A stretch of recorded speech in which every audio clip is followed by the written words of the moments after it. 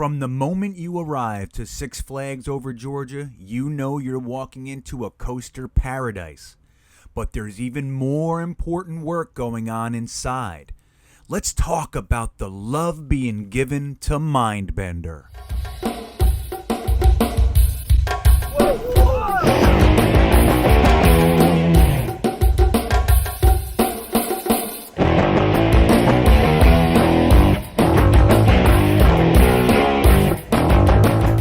Hey everybody, this is Greenbean with Full-Time Coaster Tour, and our national trek to ride every coaster in the country took us to Six Flags Over Georgia, where we learned upon arrival we would not be getting to ride one of the main coasters there, which is the Schwarzkopf MindBender.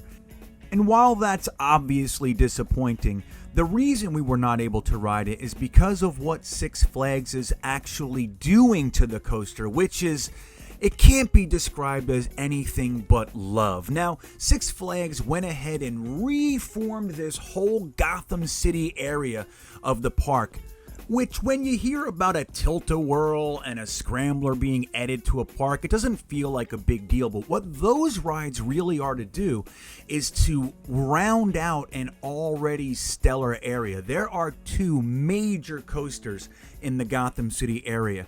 So as you can see, what they did to the scrambler and to the tilt-a-whirl is they made them as well themed as you're going to see any scrambler and tilt-a-whirl in the world. They also went ahead and added this new Zamperla version of the old Enterprise ride, and they call that Catwoman's Whip. Now I want you to look at the ride interaction with Gotham City. So you have this new Zamperla ride going off, and the Batman ride is interacting with it. You can see everybody there gets to hear the B&M roar as it's going past the ride. And that's the cool thing about the Gotham City area. But the most important aspect of this for us, when you look at a coaster like the MindBender, which is a 1978 Schwarzkopf, these coasters are being torn down at an alarming rate. Our older coasters are being taken away from us. Six Flags went ahead and decided to give this coaster a full makeover. They reprofiled a portion of the track. They ordered a whole new length of track. They got brand new trains, and you'll see here what I was able to catch was the moment that they were adding this beautiful green popping paint to the track itself. Now look right here. You see on the bottom, you're going to see that gray track. That's the new piece of track that they added.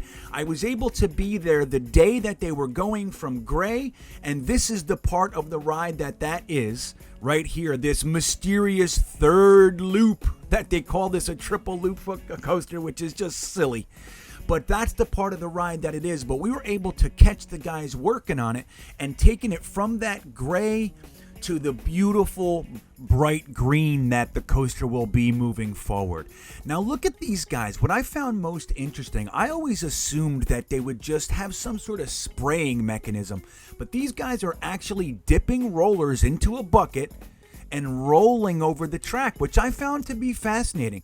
Now, however they get it done is really unimportant. The fact that they're doing it is the most important aspect, of course, but I thought that was pretty cool and pretty interesting. Now, why is this coaster so important? Well, number one, it's almost 45 years old. They put this in Six Flags Over Georgia the same year that they put Shockwave in over at Six Flags Over Texas, which we were also able to get on this year. Is one of a couple Schwarzkopfs getting saved this year. You have this whole refurb going on, and you have the Indiana Beach purchasing of the Mexican triple loop coaster, and they're going to be putting that in Indiana Beach this year. But I was able to catch these workers. I went there over a 2-week period, and I was able to catch them working on different portions of the track, and I'm going to go ahead and show you exactly how well done this ride is now looking. Look at the bright green paint. Look at this ride. Now, this is a 45-year-old coaster that's going to look like one of the newer coasters in the park, which is just so deserving. These Schwarzkopf coasters have such a unique feel to them. They're not like B&Ms, they're not like Intamins, they're obviously not like GCI or any of these other coaster manufacturers, and the truth is that we will never get a new Schwarzkopf. Anton Schwarzkopf is no longer with us, and one of the cool things that I love about it, look at the supports. These old Schwarzkopf coasters, look at that little, the whole coaster just whittles right down to these little ball supports on the ends of these long steel piers here, and it reminds me of Shockwave over at Six Flags over Texas. So like I said, we were there as well, and we were able to take a little shot of that coaster's supports so we can do a little comparison. You'll see these truly are sister coasters. This is Shockwave over here.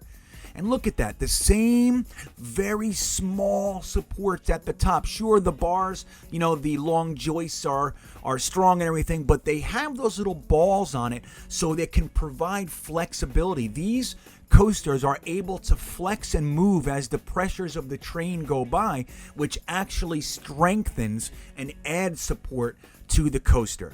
Now, I don't want to pretend I'm some sort of engineer, but that's pretty much what's going on in a nutshell. Watch this. You can see the track shake after it goes by. Look at this.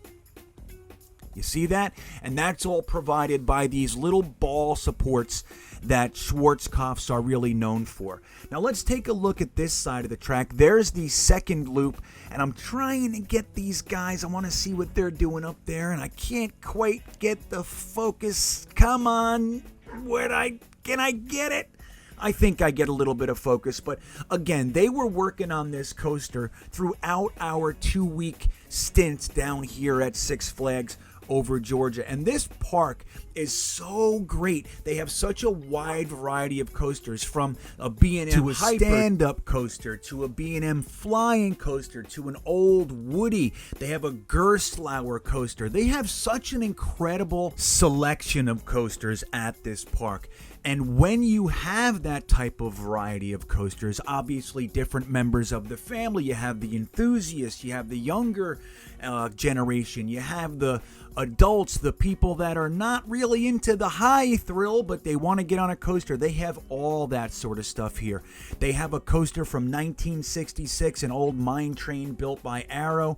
They have pretty much everything. They even have one of the more well-regarded kiddie coasters, if you will, the Joker Funhouse coaster, but none more important than this Schwarzkopf that, as you could see there, goes through the woods. It really is somewhat that offers of a so much coaster. more than a lot of the cookie cutter coasters that we see nowadays from brands such as Premier, S&S, and the like. Even some of the cloned coasters that are really good, they're just not a Schwarzkopf.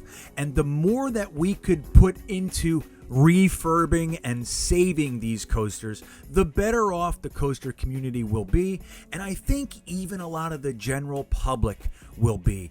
There's nothing quite like a Schwarzkopf loop.